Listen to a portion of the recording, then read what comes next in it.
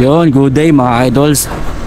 Mga idols tuloy, mga idol. Yan, vlog tayo today. Yun, tagal ko din nakapag-vlog eh. So i-challenge ko yung sarili ko na ang biyahe ko ngayong araw na to is gagamitin ko lang yung Angkas Beta. Yun. So hindi tayo yun, mabubulol pa. Hindi tayo magdo-dual apps. So medyo matagal na rin naman na-release yung bagong apps ng Angkas. So gusto ko i-try ngayon na yung Angkas Beta lang ang gagamitin ko, hindi ako gagamit ng old apps. Tingnan natin kung makakailang biyahe ako today. Siyempre, i-on natin yung auto accept para siguradong pasok sa atin yung booking. Yan. So matagal-tagal na na-release yung bago eh, yung Angkas Beta. So tingnan natin kung marami na talagang gumagamit ng Angkas ng kung bayan, lagi ako nabubulol.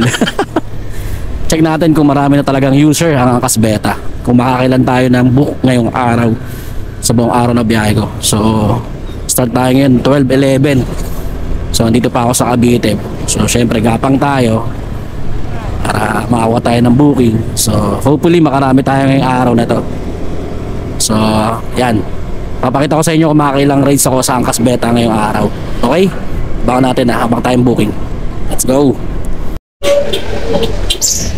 So yun mga idol, may first booking na tayo sa bagong apps Angkas Beta. So nakakuha tayo dito sa Las Piñas and papunta siya ng QC.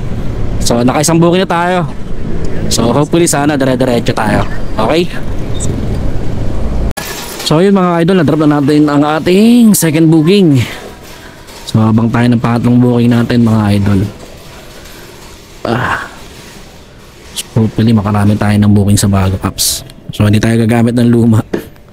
Try natin kung marami talagang nagbubook na dito sa ating Angkas Beta.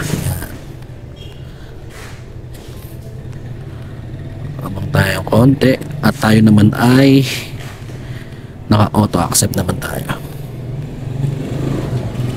May natanggap pala akong incentive, 100 din to. Transfer na natin para maging top up siya. Yun, ayos, nadagdag dun sa top up natin sa bago yung incentive. Okay. So yun mga idol, meron na tayong third booking dito sa bandang Divisoria. Ito talaga. Pick upin natin yung pangatlo natin booking sa Angkas Beta. Okay.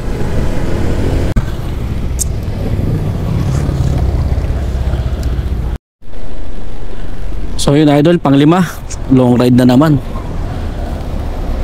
Hanggang pang drop nito is Quiapo. Galing ditong Pasig papuntang Quiapo. Pang tatlong long ride ko na to. Okay. Wait lang, mapa natin si sir. Okay, let's go. So yun mga idol, time check tayo, 11:47. So uwian na to. Siyempre, nag-start ako kaninang tanghali is 12:10. So ngayon mag-alas 12 na ng gabi. So tama-tama lang din. So ilang oras din ako bumiyahe. Siyempre, hindi naman dire-diretso yung takbo ko. Nagmerienda rin ako, kumain, yan. And then naka 15 rides nga pala ako ngayon. So yun, papakita ko na lang sa inyo sa screen. Yan, naka 15 rides ako for the day. So wala akong ginamit na ibang apps na luma. Itong Angkas Beta lang ginamit ko. Tinesting ko kung talagang makakarami ako ngayon. So swerte naman at naka 15 rides tayo. And meron pa tayong mga long ride dyan sa 15 rides na yan. So baka naka-4 yata ako or 5 long rides.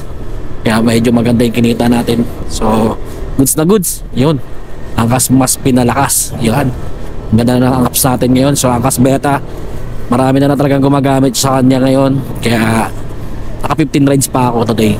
So yun, maraming salamat sa panonood sa inyo. Ingat kayo palagi. Ride safe.